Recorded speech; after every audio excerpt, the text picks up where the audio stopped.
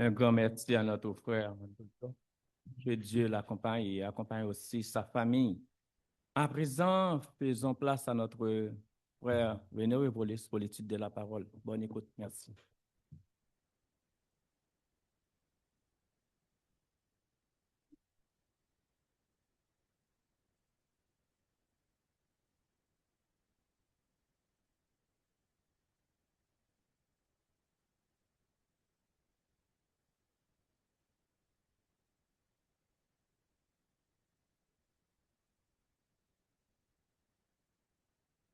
Frères et sœurs et amis dans le Seigneur, que la paix et la grâce de Dieu soient avec vous tous.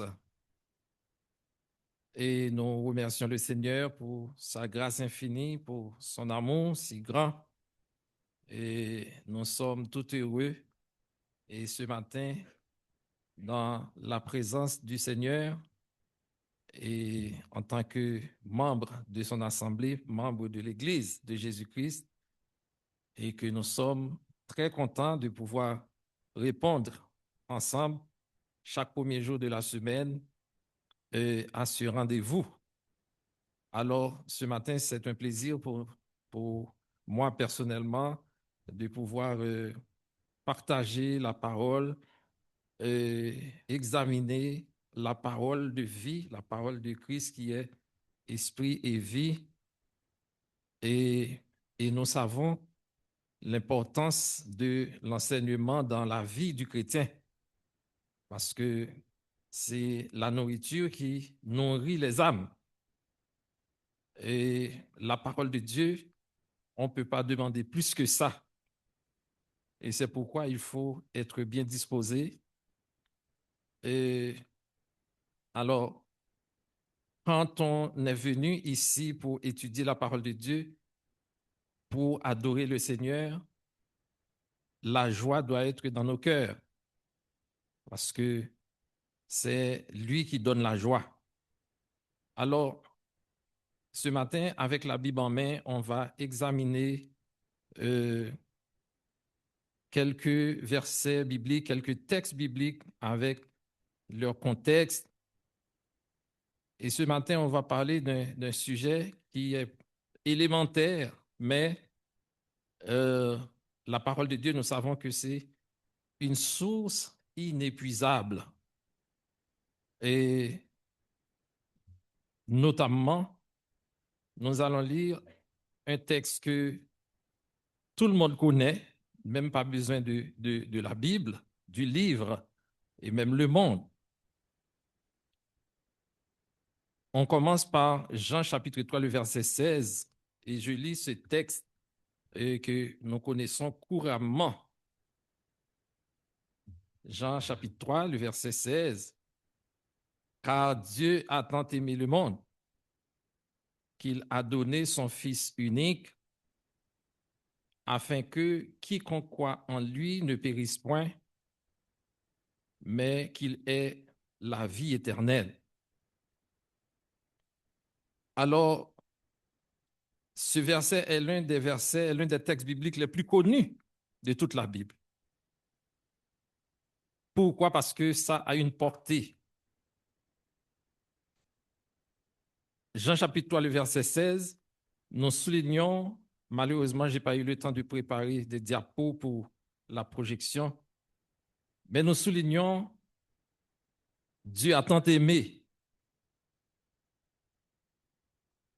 Donc c'est amour en quantité.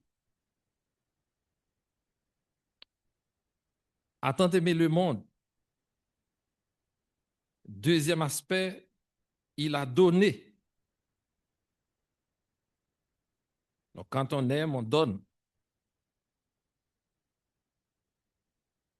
Et troisième aspect, c'est que c'est la promesse de la vie éternelle dans ce texte. C'est la conséquence de cet amour. Quiconque l'accepte.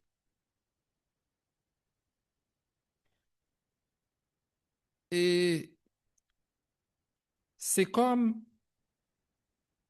si je dis que j'aime Dieu, en même temps, je dirais que j'aime la dinde. C'est pas pareil. Mais nous sommes tous d'accord que c'est le même verbe qu'on utilise. Le verbe aimer. Mais il ne faut pas se confondre entre aimer Dieu, aimer son épouse, aimer son époux, aimer son frère consanguin, aimer sa sœur consanguine, aimer son cousin.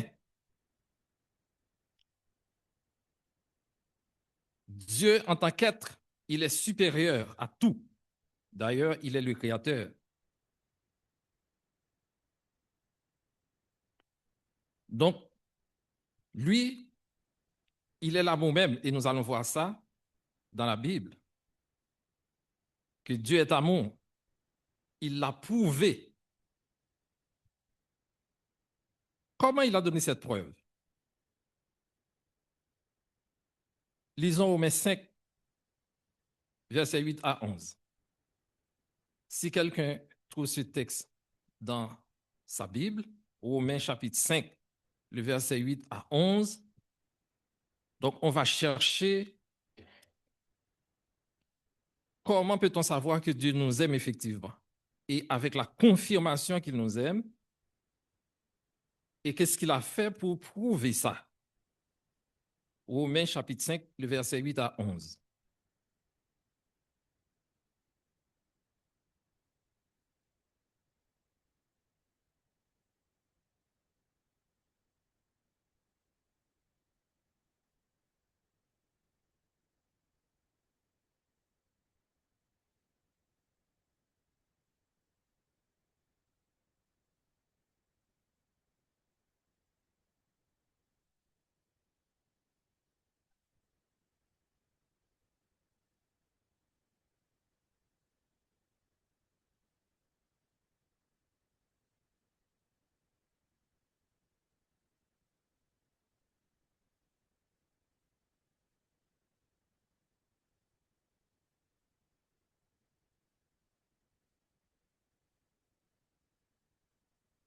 Merci infiniment, sœur Matani.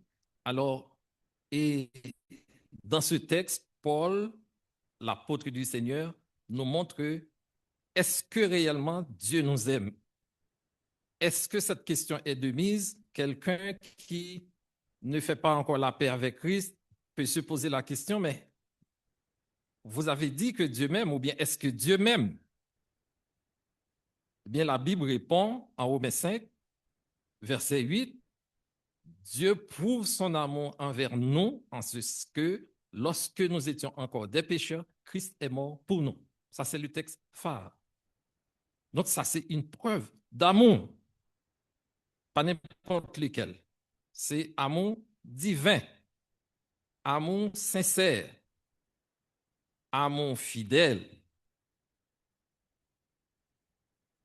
Et Dieu a-t-il une raison quelconque pour nous aimer? Est-ce que Dieu a une raison pour nous aimer? La réponse se trouve en 1 Jean 4, 8. La Bible dit que Dieu est amour. Donc, il ne cherche pas à nous aimer, mais il est amour. Dieu est amour.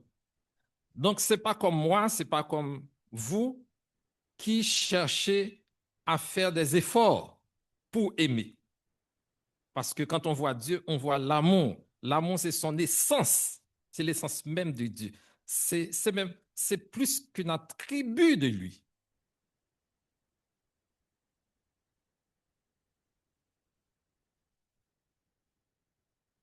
Donc, c'est une vérité très profonde que Dieu est amour.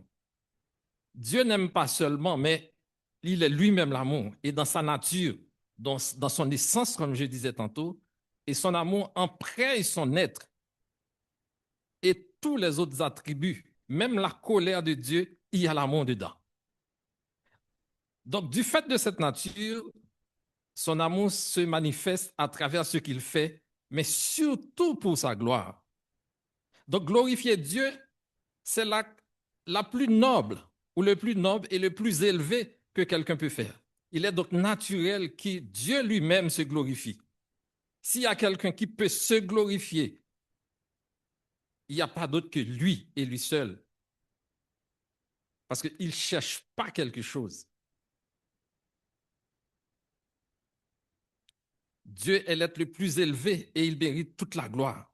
Donc, puisque l'amour même fait partie de son essence, de la nature divine, Dieu a manifesté son amour immérité envers les hommes en rébellion contre lui.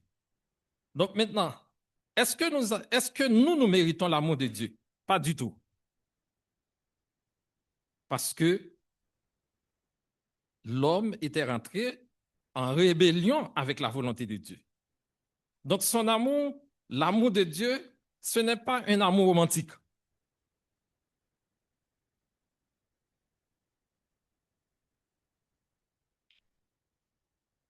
Et dans le terme grec qu'on peut utiliser, c'est l'amour agapé ou agapéo. Un amour qui ne fait rien de malhonnête. Un amour qui fait des sacrifices. Et notre frère dernièrement a souligné amour sacrificiel. Ça, c'est le terme réel de l'amour de Dieu.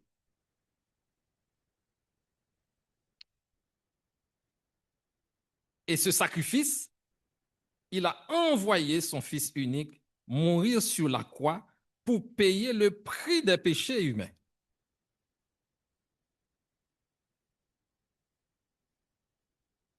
Et c'est Dieu même qui nous attire vers lui.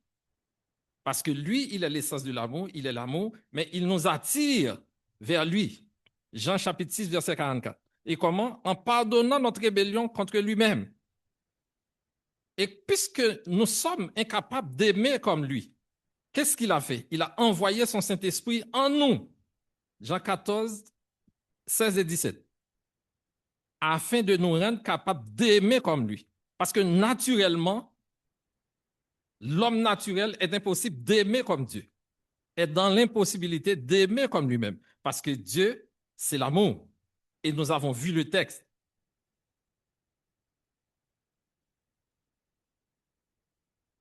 Et nous avons lu le texte, Romains 5, 8. Dieu pour son amour envers nous, alors que nous étions encore des pécheurs, Christ est mort pour nous. Donc, l'amour qui caractérise Dieu, c'est l'amour agapéo. C'est un amour qui ne demande pas de retour. C'est-à-dire que Dieu nous aime parce que nous-mêmes, nous devons l'aimer, ou bien nous l'aimons en retour. Dieu nous aime, c'est naturel. Il est aimable. C'est un amour qui n'a pas de condition. Parce que nous ne faisons rien pour recevoir l'amour de Dieu. Donc Dieu ne pose pas de conditions. Je vous aime si vous faites telle ou telle chose.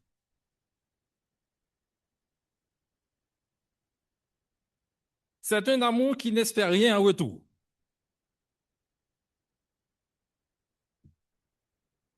L'amour agapéo. C'est un amour qui ne demande pas à ce qu'on soit aimé en retour. C'est-à-dire que je vous aime, je n'ai pas besoin de savoir si vous m'aimez.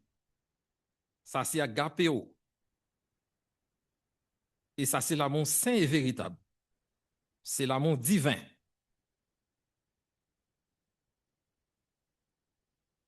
Et nous devons aimer même nos pires ennemis. Nos pires ennemis ont le droit de recevoir cet amour sans se poser la question, est-ce qu'ils m'aiment ou non? Ça, c'est l'amour agapéo.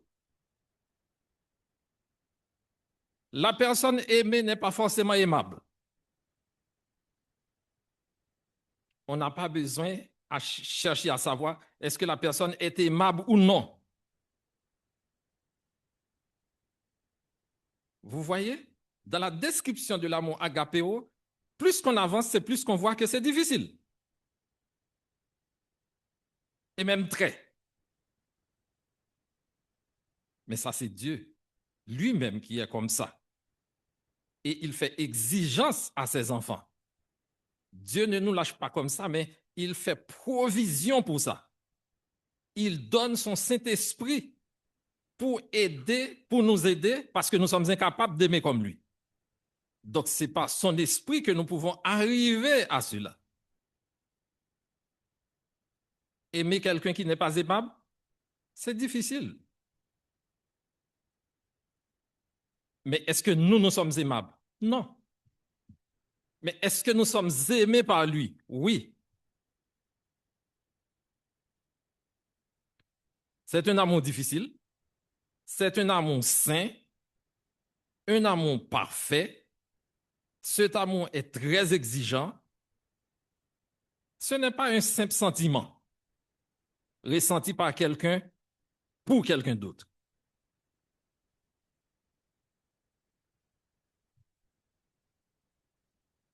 Je vais ouvrir une parenthèse. Il y a des thèmes dans la Bible où on utilise, ou bien de manière générale dans toutes les langues, et qui a plusieurs sens. Ou un thème, ou bien ces thèmes-là pourraient avoir plusieurs sens. Par exemple, si je dis que je sers, comme je reprends la parole de David, Seigneur, je sers ta parole dans mon cœur. Dans mon cœur. Ici, le cœur, ce n'est pas un organe biologique. Ici, le cœur, c'est le siège de sentiment. C'est l'endroit où on ressent quelque chose. Mais si on fait une transplantation de cœur, ça, c'est un organe. Regardez, on utilise le même mot, cœur, cœur, mais les contextes sont différents et les mots, ou bien la place des mots, sont interversés.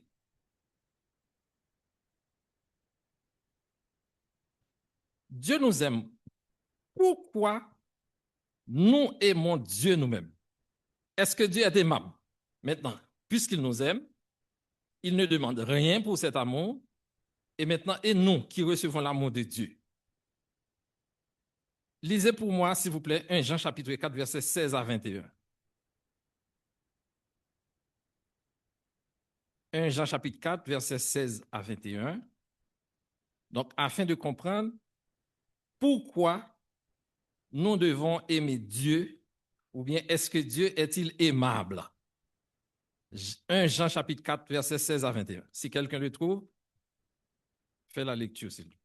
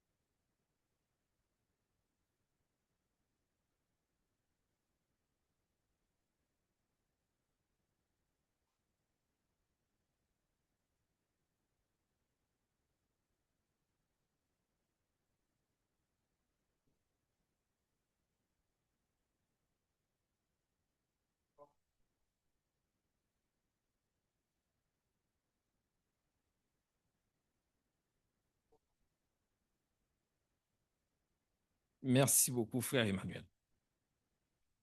Alors, il y a un verset qu'il faut souligner, c'est le verset 19.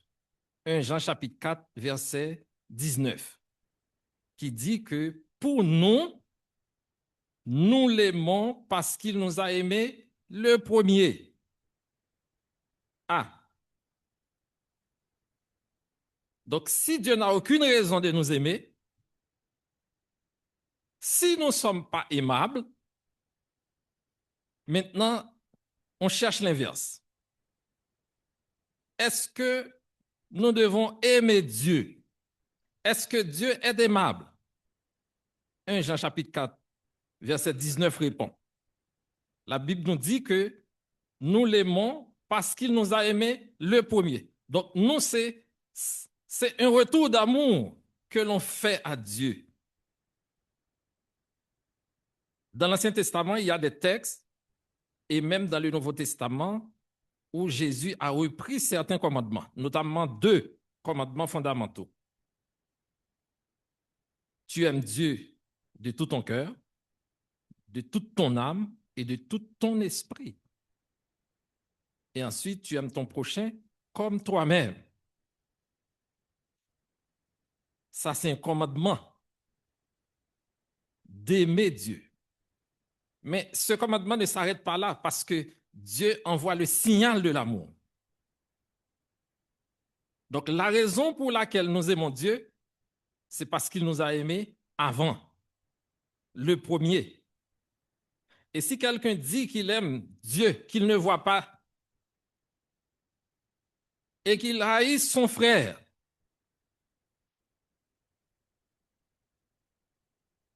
celui-ci est un menteur. Comment quelqu'un peut aimer Dieu qu'il ne voit pas, alors qu'il dit qu'il voit, alors qu'il hait son frère qui est à côté de lui? Ça, c'est le premier niveau de l'amour. L'amour agapéo, l'amour divin, l'amour sincère, l'amour sacrificiel, l'amour réel. Et cet amour même, Dieu l'est. Dieu est amour.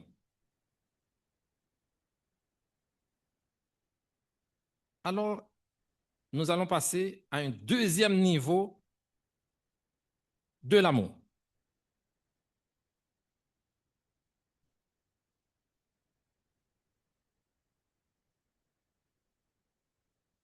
Et l'amour que l'on partage entre frères et sœurs d'une même famille, l'amour qui se partage entre les amis,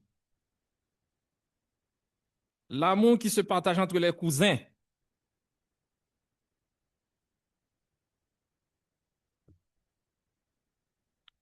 il y a des thèmes qu'on utilise, c'est philia ou philéo, le verbe. Aimer.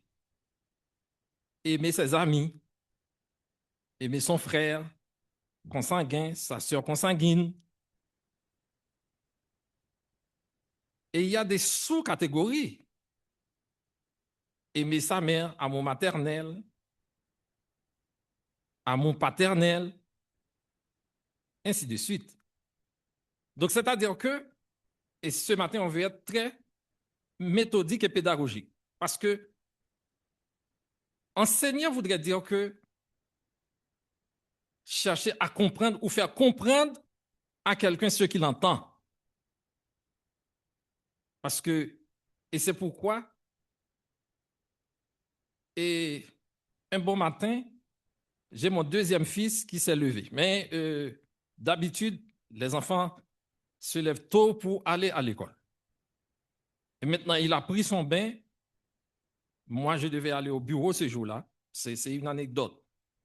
Et puis, mais Kerry m'a dit, Daddy, je sors. Mais lui, il ne veut pas sortir. J'ai dit, mais qu'est-ce qui se passe? Mais c'est l'heure d'aller à l'école. Il tournait, il tournait, il tournait. En cherchant à comprendre, c'était pourquoi. Il a eu un devoir et qu'il n'a pas fait à la première heure, c'est ce professeur qu'il allait avoir. Donc maintenant, il a peur de faire face, d'affronter ce professeur. Il est stressé. Il a peur. Alors que, en réalité, les enfants sont heureux d'aller à l'école. Mais le problème, ce n'est pas le devoir. Le problème, ce n'est pas l'école. Le problème, c'est avoir peur d'être chicané. De demander de remettre le devoir. Pourquoi tu ne l'as pas fait? Un tas de questions comme ça. Donc, voici donc une ambiance, parce que enseigner ou l'enseignement, c'est le milieu le plus détendu qu'on peut avoir. On ne peut pas fuir la parole de Dieu, parce que la parole de Dieu, c'est l'épée à double tranchant, comme dit, c'est la Bible qui l'explique, qui blesse, mais qui guérit également. Dieu ne repousse pas, il attire. Vous pouvez dire, mais écoutez, il y a des discours dans la Bible où Dieu est très tranchant. Tout dépend de celui qui lit.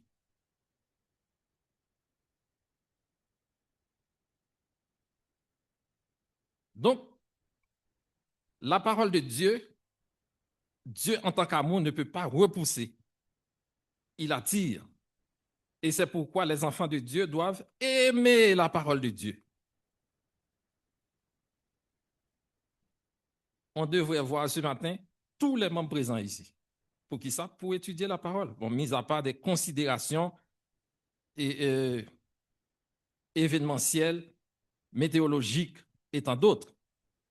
Mais cependant, le désir, l'envie d'écouter, d'étudier, d'apprendre la parole de Dieu devrait être l'objet numéro un.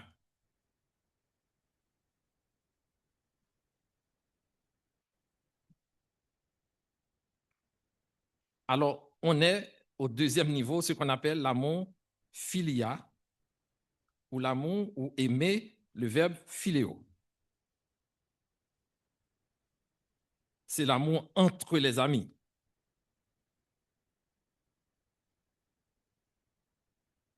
C'est le plus simple à exprimer. Il y a le partage dans cet amour, dans cette catégorie d'amour. On offre à la personne aimée. L'amour philéo est qualifié comme étant un amour humain, un amour naturel.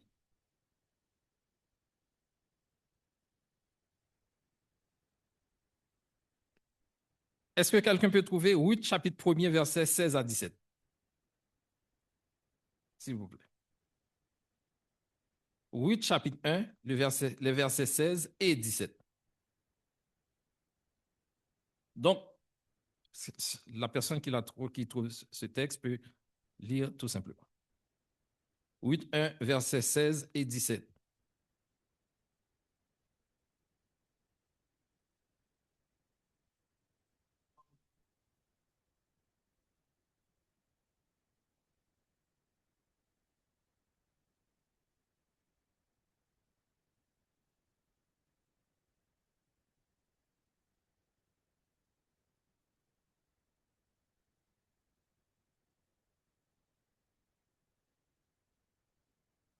Merci beaucoup, frère Emmanuel. Alors ça, c'est relation entre deux personnes, entre Ruth et Naomi.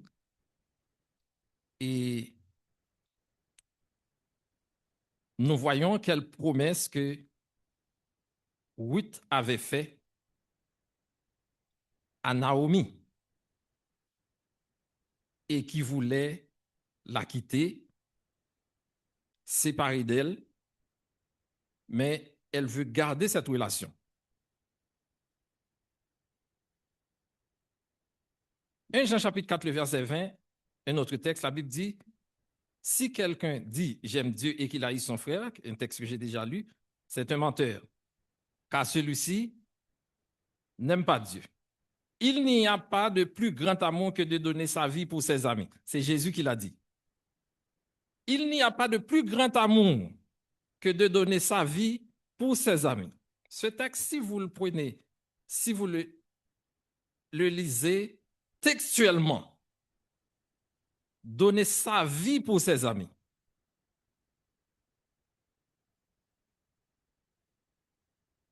La Bible dit qu'un seul a donné sa vie pour toute l'humanité et il n'a eu aucune raison pour le faire.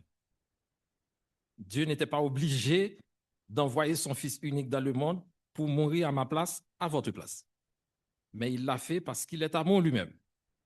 Mais Jésus a dit, il n'y a pas de plus grand amour que de donner sa vie pour ses amis. Et écoutez, on va plus loin. Vous êtes mes amis si vous faites ce que je vous commande. Et Jésus, en Jean 15, a dit à ses disciples, vous êtes mes amis. Alors, je ne vous appelle plus serviteur, mais je vous ai appelé ami, car tout ce que j'ai appris de mon Père, je vous l'ai fait connaître. Écoutez, Jésus n'aimait pas seulement ses disciples, mais Jésus a eu des relations particulières avec ses disciples. Qui peut dire au contraire?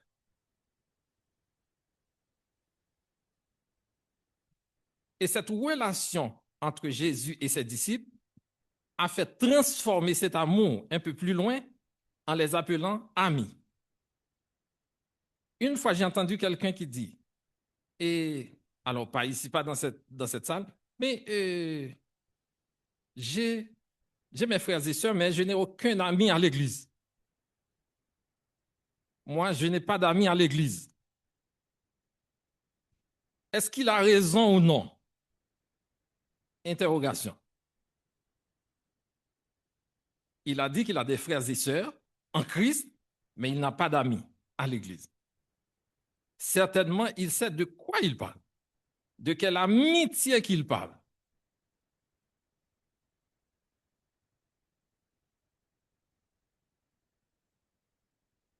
En Romains 12, verset 10, la Bible dit, aimons-nous les uns les autres d'un amour fraternel.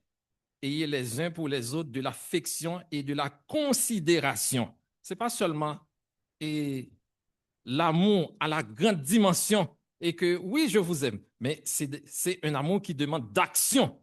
Et si je reprends ce texte, Romains chapitre 12, verset 10, ayez les uns pour les autres d'un amour fraternel, ayez les uns pour les autres de l'affection et de la considération. C'est un amour qui demande à ce que vous agissez. Parce que quand on aime, le cœur s'ouvre en réalité. Alors, que ce soit dans l'amour agapéo, que ce soit dans l'amour philia, donc ça demande à ce que on montre, on fait la démonstration de cet amour.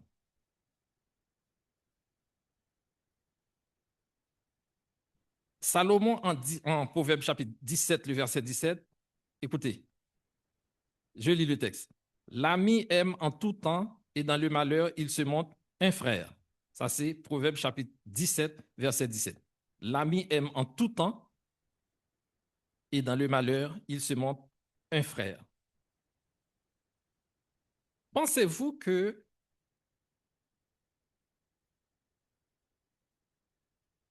dans certaines situations,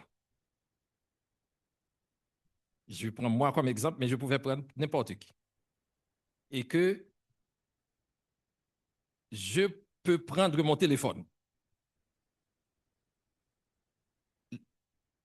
Le premier nom qui est arrivé dans mes contacts, je l'appelle. Je prends un exemple, frère et sœur ici, et que je l'appelle pour dire que j'ai un problème ou quelconque. Est-ce que vous pensez que c'est ça l'attitude que je vais avoir, ou bien c'est l'attitude, je défile la liste et puis je cherche quel frère, quelle sœur je pouvais appeler dans cette circonstance. Et puis, je tire un nom. Est-ce que c'est alors que je suis dans une confrérie, je suis dans une fratrie? Mais c'est la Bible qui le dit.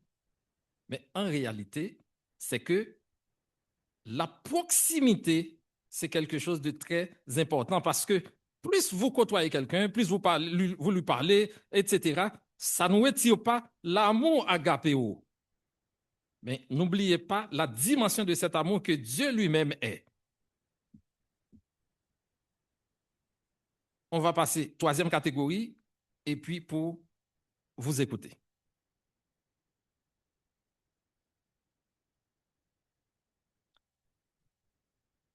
La troisième catégorie de l'amour que nous soulignons, c'est l'amour éros. Et c'est cet amour comme l'un des éléments qui nous pousse à nous marier.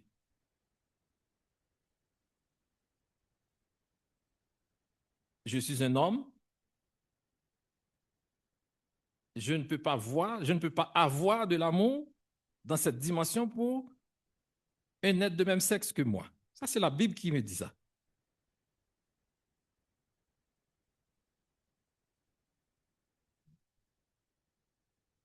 c'est l'une des conditions qui nous anime à nous marier. Nous sommes tous des adultes, soyons sincères entre nous. Même en épousant quelqu'un, ou bien avant même de l'épouser, et vous avez un peu de doute sur son sexe, est-ce que vous allez rester? Celui qui va rester, lève la main. Personne. Personne. Ça veut dire que, en choisissant quelqu'un pour me marier, il y a des préalables. Ce n'est pas dans le panier d'agapéo seulement que je vais rester là. Et puis, je mets la main dans le panier, le premier qui arrive, je le prends. Au premier arrivé, premier servi.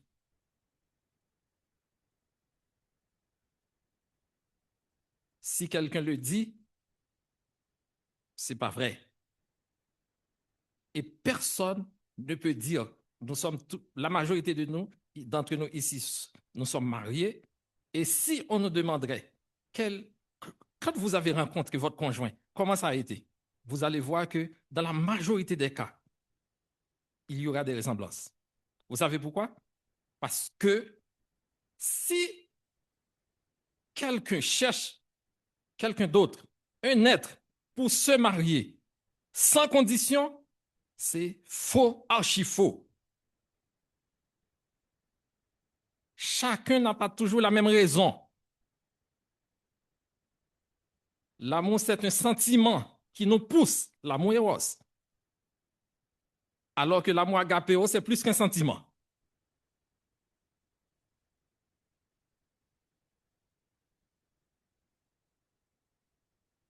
Je ne peux pas me cacher les yeux et puis je marche à travers les rues, je cherche quelqu'un pour me marier. Non, je dois voir. Pourquoi je dois voir? Je dois voir, un, est-ce que c'est une femme? Deux, est-ce que c'est celle que j'aime?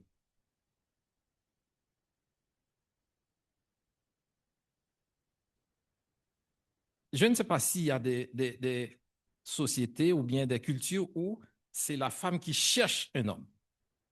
Mais dans la majorité des cas, c'est l'homme qui part en quête d'une femme. La Bible dit, c'est pourquoi l'homme quittera son père et sa mère, s'attachera à sa femme. Donc, ça veut dire qu'au début, c'est l'homme qui part à la recherche. Donc, la femme aimable écoute un discours ou bien accepte l'offre d'un homme.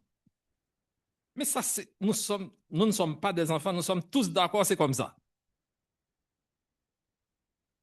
Maintenant, est-ce que parce que nous sommes frères, ou bien parce que nous sommes agapéo, parce que nous sommes amis, philia, et puis la femme va nous accepter, ou bien on va être accepté comme ça? Non, c'est faux. Pour se marier, on partage des valeurs communes. On a des aspirations communes, des valeurs sociales, des valeurs éducationnelles, à moins que ce soit le mensonge. Frères et sœurs, je vais terminer. Et je vais être sincère avec vous. Et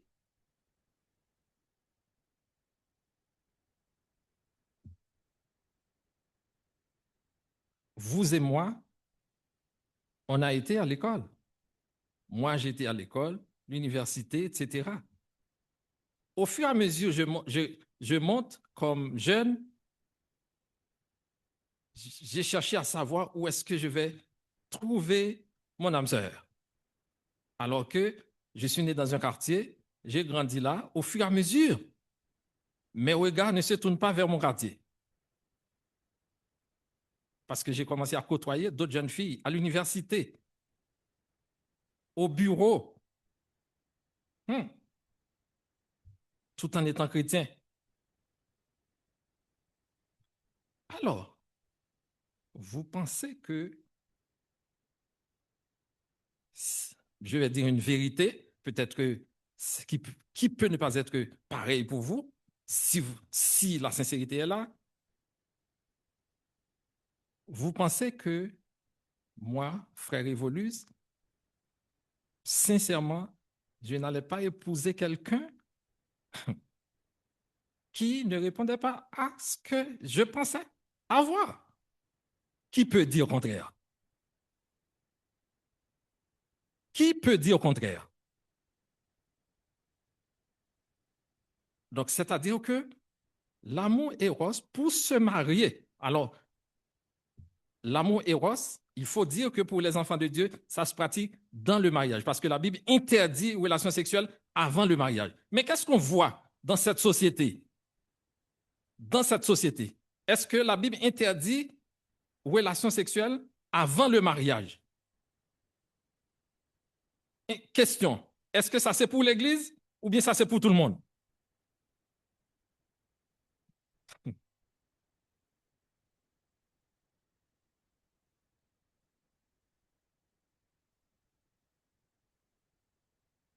Vous les deux, vous avez raison. Vous les deux, vous avez raison. Mais maintenant, est-ce que ceux qui ne connaissent pas Christ et qui vivent dans ces conditions, est-ce que c'est ça qui les conduit en enfer? Absolument non. Non. Pourquoi? Parce que l'homme est de nature pécheresse. Nous avons péché. Ce n'est pas un péché qui conduira quelqu'un en enfer. Et c'est pourquoi il y a certains qui, en faisant, je dirais, l'évangélisation, dit aux autres, laissez tel type de péché, laissez tel type de péché, et vous aurez la vie éternelle. Non, non, non, non.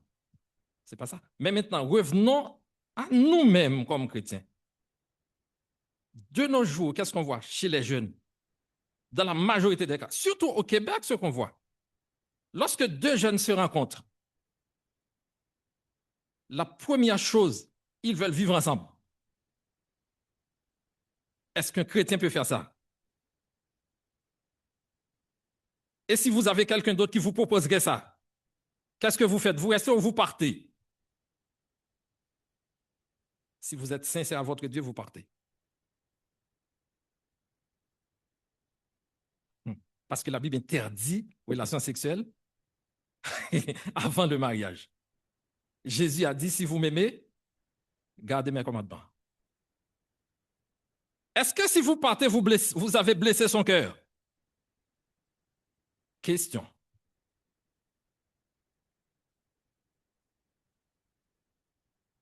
Donc, l'heure est arrivée, frères et sœurs, c'est parce que, en réalité, la parole de Dieu n'est pas faite pour les animaux. La parole de Dieu n'est pas faite pour les arbres. La parole de Dieu est faite pour les hommes. Pour les hommes. C'est-à-dire que ce que nous vivons dans notre vie au quotidien. Donc, en réalité, on ne doit pas enseigner quelque chose dans l'idéalisme et puis on n'a jamais vécu. C'est-à-dire que des choses qu'on n'arrivera jamais. Quand Dieu nous demande de faire quelque chose, il fait provision pour ça. Dieu ne nous demandera jamais de faire quelque chose au-delà de notre capacité. Donc, s'il nous demande quelque chose, c'est que nous pouvons le faire. Alors, je vais rapidement à ma conclusion. La Bible valorise l'amour dans toutes ses formes, mais avec l'accent sur l'amour agapéo. C'est le standard de Dieu. Tout en reconnaissant et en célébrant, il y a l'amour éros, ce qu'on appelle l'amour passionnel, et que les chrétiens vivent dans le mariage. La Bible dit que Adam a connu Ève comme sa femme. Ça, c'est l'éros. Mais dans le mariage. Et philia, c'est l'amitié, comme des expressions importantes de l'amour humain. Donc, nous, dans le mariage, qu'est-ce que nous vivons? Nous vivons l'amour agapé. Et c'est pourquoi Jésus a dit, ou la Bible nous a dit que, eh bien, Marie, aimez vos femmes comme Christ a aimé l'Église. Aimez vos femmes. Écoute, l'amour agapéo ne demande pas de retour. Allez-vous vous marier avec un homme qui ne vous aime pas, si vous l'aimez? Question. Allez-vous vous marier avec une femme qui ne vous aime pas? S'il vous dit clairement, je ne vous aime pas, vous lui faites une offre d'amour et il vous dit, mon frère, je ne vous aime pas.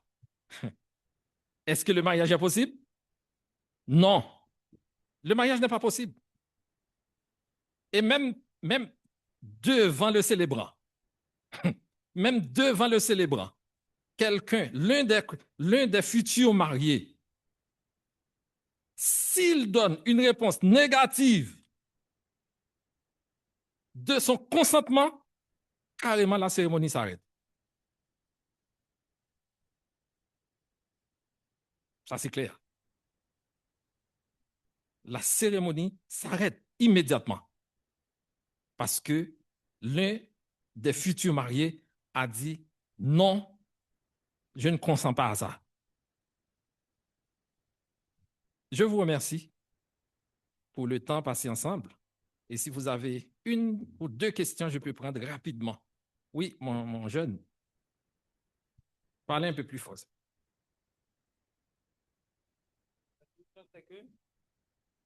La question, c'est que de nos jours, il y a beaucoup de femmes, ils ne veulent pas ce qu'ils veulent. Il y a des femmes qui pensent. Il y a beaucoup de gens, de garçons qui agissent un peu extrêmement incomparables. Il y a des femmes qu'on peut dire qu'on l'aime, mais si ce garçon n'a pas d'argent ou soit n'a pas de posture, n'a pas beaucoup d'apparence, mais la femme peut interdire ce garçon-là. Mais en ce moment, les femmes ne savent pas ce qu'ils veulent. Parce qu'il y a beaucoup de garçons qui sont très sincères, très reconnaissants. C'est pour cela, une femme peut dire il ne m'aime pas, mais c'est à cause ça peut arriver, j'ai une chose en moi qui n'est pas bon.